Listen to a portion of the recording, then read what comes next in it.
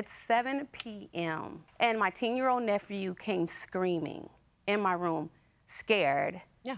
TT, there's some guy throwing rocks at the window. What do you mean there's some guy throwing rocks at the window? He's throwing rocks at the window and he's screaming your name. So at the end of the driveway, I see a car that I don't know. So whose car is this? So immediately I run down, half clothed. We saw the pictures, right? You were clearly sleeping. Yeah. So I run down and I go to the front door and I open it. He's not at the front door. So I go out of the door. And at this time, he's like walking back towards, like if he's going back towards his car. So then I do yell at him. And I'm like, what are you doing? Did you just throw a rock at my window?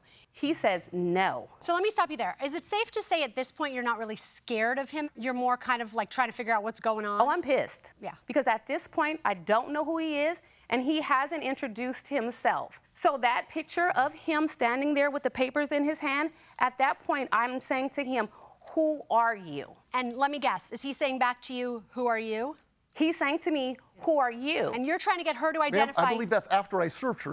I had 2 copies of the document, one for an unnamed occupant, one for Ms. Woods personally. Right. So she yells and screams, she doesn't identify herself, I try and explain why I'm there and what I'm doing at her home, and she slams the door as I say, you're served.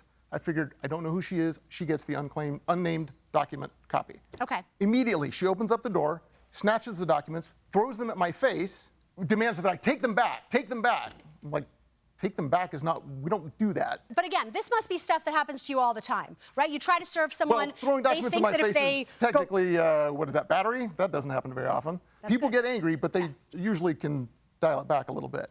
She picks up the documents again, says she wants to record video, and she and I walk roughly parallel to one another out towards my car. Okay.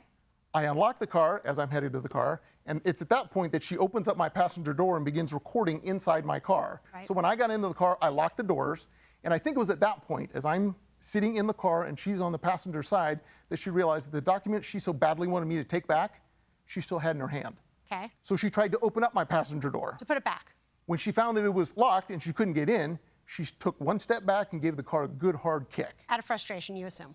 I or assume. Anger, yes. I hadn't even started the car. So I get out of the car, I'm like, what were you doing? And you can see in the video, she walks around from the passenger side into the driver's side, tries to open up the driver's side door to put the documents there, and eventually shoves them underneath So you were not recording at the time that she kicked the door. You started recording after she kicked the door because of the door. Because she kicked the car. Okay.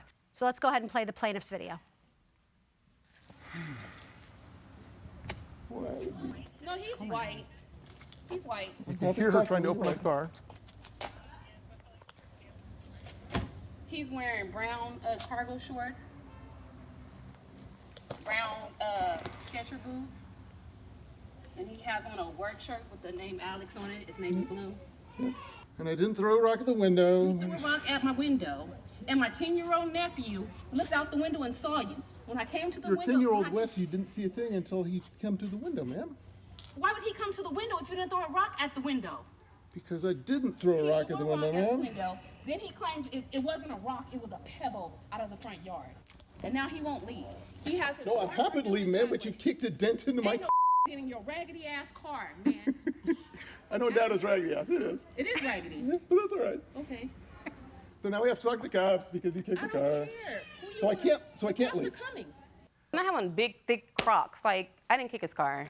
All right, I'm going to go ahead and pass this off to my colleague, Judge Corriero. Did you kick the car? I did not kick his car. You realize you're under oath? Yes. Now, you said something interesting to me, Mr. Brown. You said that because she threw a piece of paper at you, technically that would be a battery. Technically, it's battery, yes. What would you call throwing an item at somebody's top floor window, technically? Well, I'm throwing a piece of wood. Wouldn't that be mischief of some sort? Well, when somebody's hiding in their home, sometimes you have to get them to present themselves somehow. You can wait for them outside. I mean, you can. It does work, but you have to sometimes. So you're saying to me that the law sanctions you throwing something at somebody's home? The state of California gives wide latitude to process servers. I can go onto people's property.